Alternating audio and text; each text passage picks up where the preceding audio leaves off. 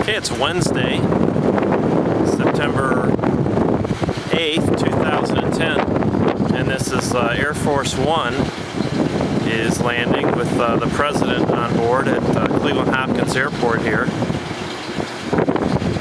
thought I'd get a little videotape on this windy Wednesday.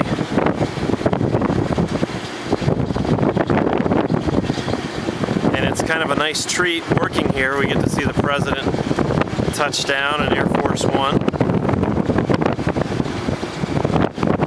And shortly we'll go behind a large building here and we lose sight of the aircraft. Although I think we can get him doing the thrust reverser thing here as he comes out on the other side of the building. There we go.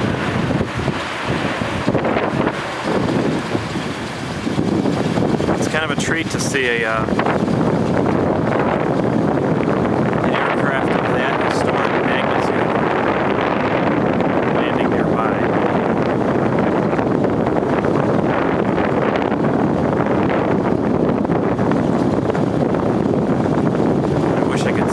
Better. I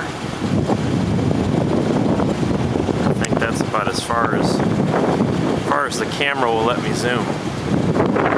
Normally, you don't see 747s land here at Hopkins Airport unless it's a prince or a sheik having surgery or some kind of a procedure done at the Cleveland Clinic. A lot of them sometimes will fly in their 747s to have procedures done.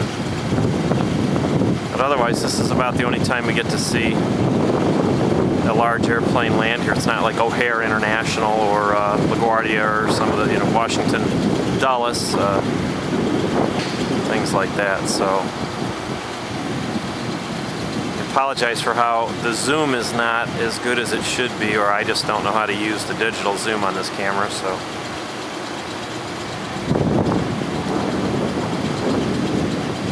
What he usually does, or what the Air Force One, the commanders do aboard the aircraft, is they'll taxi over to the IX Center. It's a huge building in Cleveland where there's they used to make tanks and B-24 parts in World War II.